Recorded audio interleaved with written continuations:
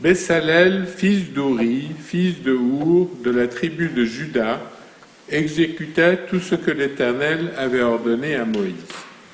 Des étoffes d'azur, de pourpre et d'écarlate, on fit des tapis d'emballage pour le service des choses saintes.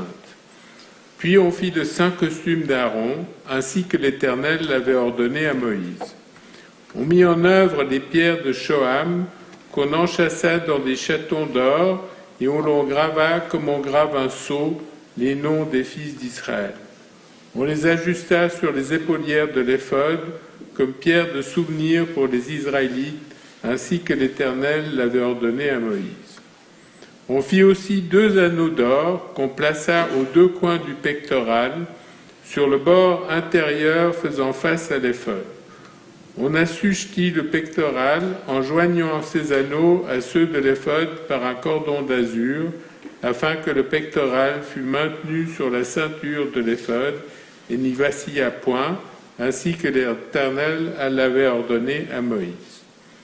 Ensuite, on fit la robe de l'éphod selon l'art du tisserand, tout en étoffe d'azur. On disposa au bas de la robe des grenades d'azur, de pourpre et d'écarlate à bras retors. Et l'on fit des clochettes d'or pur, et l'on entremêla les clochettes aux grenades, au bas de la robe, tout autour entre les grenades. Une clochette, puis une grenade, une clochette, puis une grenade, au bord de la robe, tout autour, pour le saint ministère, ainsi que l'Éternel l'avait ordonné à Moïse. On confectionna les tuniques en fin lin, selon l'art du tisserand, pour Aaron et pour ses fils, et la tiare en fin lin, de même que les turbans pour coiffure, et les caleçons de toile en lin retors, et l'écharpe en lin retors, azur, pourpre et écarlate, ouvragés de broderie, ainsi que l'Éternel l'avait ordonné à Moïse. On y fixa un ruban d'azur qui devait passer sur la tiare vers le sommet, comme l'Éternel l'avait ordonné à Moïse. Ainsi fut terminé tout le travail du tabernacle de la tente d'assignation. Les Israélites l'avaient exécuté en agissant de tout point selon ce que l'Éternel avait ordonné à Moïse. Ainsi fut terminé tout le travail du tabernacle de la tente d'assignation. Les Israélites l'avaient exécuté en agissant de tout point selon ce que l'Éternel avait enjoint à Moïse, exactement comme l'Éternel l'avait commandé à Moïse. Ainsi les Israélites avaient accompli toute la tâche. Moïse examina tout le travail. Or, il l'avait exécuté conformément aux prescriptions de l'Éternel, et Moïse les bénit.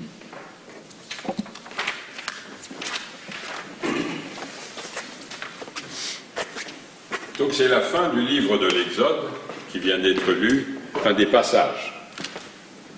Est-ce que vous avez remarqué quelque chose dans cette lecture ?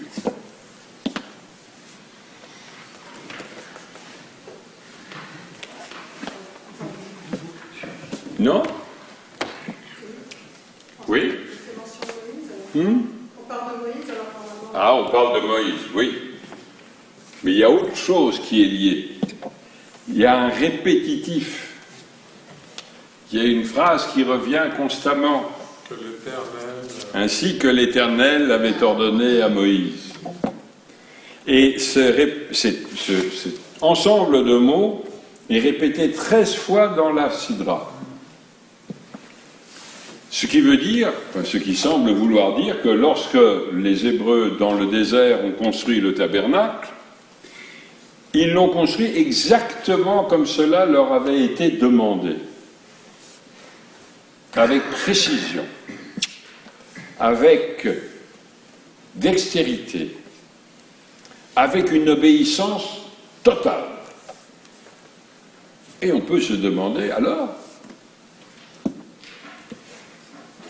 ils n'ont rien mis d'eux. Rien de eux est entré dans leur travail. Est-ce qu'ils ont pensé faire un tout petit peu différemment pour qu'il y ait quelque chose d'humain du peuple d'Israël à l'intérieur de cet ouvrage? Le texte semble dire absolument pas, puisque même à la fin, Moïse examina tout le travail, il l'avait exécuté conformément aux prescriptions de l'Éternel.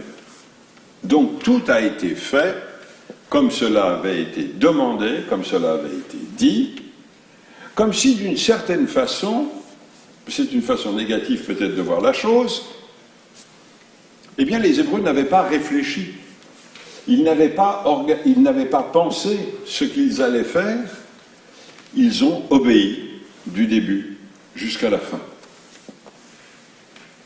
Pourquoi cette question aujourd'hui peut nous préoccuper? Parce que ce que l'on voit de l'autre côté de l'Europe, eh bien d'une certaine façon c'est cela. Il y a un chef qui dit en avant et tout le monde part. Bien entendu, dans le contexte de la guerre, il est difficile de mettre en question les ordres que l'on reçoit. Bien entendu, la tradition dit que ma vie prime sur celle des autres, donc j'ai le droit de me défendre. Mais qui est celui qui se défend et qui est celui qui est attaqué? Selon que vous êtes ukrainien, eh bien vous êtes attaqué. Mais si vous êtes russe et que vous écoutez ce que le chef d'État dit, lorsqu'il qualifie les Ukrainiens de nazis et qu'il les accuse de procéder à un génocide, qui défendez-vous? Ceux qui sont l'objet du génocide. Vous défendez ceux-là, ou du moins c'est ce que l'on vous fait croire. Et il faut bien se rendre compte d'une chose, parce que c'est le même processus intellectuel ou émotionnel. Pendant la Deuxième Guerre mondiale, nous étions considérés comme étant le danger qui risquait de dénaturer totalement l'Allemagne. Donc lorsque, aujourd'hui, on utilise le terme de nazi, et surtout lorsqu'un chef d'État l'utilise pour justifier une guerre, ceux qui l'entendent et qui sont de sa nation disent « nous sommes en danger ». Notre existence est en danger, ou si ce n'est pas notre existence qui est en danger, c'est celle de nos cousins, les Ukrainiens. Et à ce moment-là, on se retrouve dans le même processus. Comme le président l'avait dit, ils le firent. Et c'est ce qu'ils font, pour la plupart d'entre eux. C'est-à-dire qu'on est dans un engrenage dans lequel l'émotionnel fait que on obéit. Ça nous arrive à nous aussi. Et ça arrive à certains des nôtres aussi de le faire. Donc il ne faut pas se croire à l'abri de ce processus. Ainsi que l'Éternel l'avait dit, ils firent. Bien entendu, il y a une énorme différence entre les deux. Mais le processus, quelquefois intellectuel, est le même. On se formate selon un critère et on avance. C'est ce que Hannah Arendt appelait la banalité du mal. C'est-à-dire que l'action que l'on accomplit, et qui est le mal, tuer l'autre alors qu'il ne vous a pas agressé, est devenu la normalité. Il est devenu la normalité parce que l'on vous a dit que l'autre met votre existence en danger. C'est exactement le même processus. Et lorsque le président de la Russie utilise ces termes, il sait très bien quelle peut être la réaction de la population russe. Il sait très bien que cette population, elle a souffert pendant la Deuxième Guerre mondiale. Il oublie beaucoup de choses, mais en fait, ce terme qu'il utilise est un terme clé qui peut, d'une certaine façon, expliquer le pourquoi de la violence. Bien entendu, cela ne la justifie pas, du moins à nos yeux. Bien entendu, nous pouvons considérer que l'individu, quel qu'il soit, à un moment ou à un autre, rompt cette banalité du mal en se posant la question sur la justification de son acte, même quand il est dans un environnement militaire. Il peut se poser cette question. Cela a été rappelé par Oscar Lalo lundi, et cela est la réalité lorsque les Einsatzgruppe en Ukraine éliminaient les communautés juives les unes après les autres dans les campagnes, et quelquefois étaient aidés par les Ukrainiens eux-mêmes. Ce n'est pas une raison pour les abandonner, bien entendu. Dans un régiment, le capitaine avait dit « Ceux qui ne veulent pas participer à cela peuvent s'écarter ». Et certains s'écartèrent. Et ils ne furent pas mis à l'index. Ils ne furent pas mis en prison.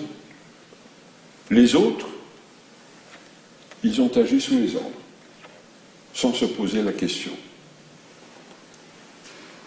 Et ce que nous voyons aujourd'hui, c'est un petit peu le même processus qui se répète. Il y avait une vidéo que nous avons vue, que vous avez peut-être vue, où des habitants d'un village se trouvaient sur la route, où arrivait la colonne des Russes. À un moment, ils ont tiré sur la foule. Que pensent ces militaires en le faisant? Pensent-ils qu'ils ont en face d'eux des nazis et des fauteurs de génocide? Peut-être. Peut-être parce qu'on le leur a dit, peut-être parce que cela leur a, en quelque sorte, formaté la pensée, peut-être parce que pour eux, en face, ils ont le mal. Et donc, quand on a le mal en face, quand on a celui ou celle qui met votre propre existence en danger, eh bien vous réagissez, sauf qu'il y a disproportion. Il y a totale inégalité, et ceux qui se mettent sur la route en face ne veulent pas les tuer, bien entendu, veulent simplement vivre. Nous sommes donc dans une période extrêmement complexe, difficile de comprendre ce qui se passe. Sinon, en repensant à l'histoire ancienne, la Russie, c'est une soixantaine au minimum, et peut-être beaucoup plus, de nationalités. C'est un nombre important de langues, de cultures. C'était un empire, c'était un impérial, la Russie. Et la Russie comprenait, à cette époque, l'Ukraine, qui existait 3 ou 4 siècles avant même que la Russie n'existât. Kiev était une capitale avant Moscou, la Moldavie, et encore des petits bouts par-ci par-là. Quand on est accroché à son passé de cette façon, il est très difficile de progresser dans la vie et d'envisager un autre avenir que celui d'hier. Nous sommes toujours un tout petit peu, nous, en avance. Parce que le soir, on est déjà le lendemain. Parce que lorsqu'on commence un mois, et nous avons commencé le mois de Hadar II hier, alors qu'il faisait jour, on pense à ce qui va se passer dans le mois. Ce mois est particulier, parce qu'on dit de ce mois, quand entre Hadar, entre la joie. On peut peut-être dire aujourd'hui que cet adage rabbinique n'a plus tellement cours. Mais qu'on espère que lorsque l'on aura passé ce mois de Hadar et qu'on sera dans le mois de Nissan, il y aura peut-être une libération en vue. Je dois vous avouer que j'en doute. Nous venons d'entrer dans Shabbat. Essayons pendant cette journée de rentrer en nous-mêmes, de penser ce que nous sommes, non pas en fonction des ordres qu'on nous donne, mais en fonction de ce que nous sommes. et d'essayer de penser comment on peut penser la chose. Et si nous pouvons faire quelque chose, comment le faire? Je n'ai pas de réponse. Il n'y a que des questions. Mais les questions, quelquefois, nous ouvrent à d'autres horizons.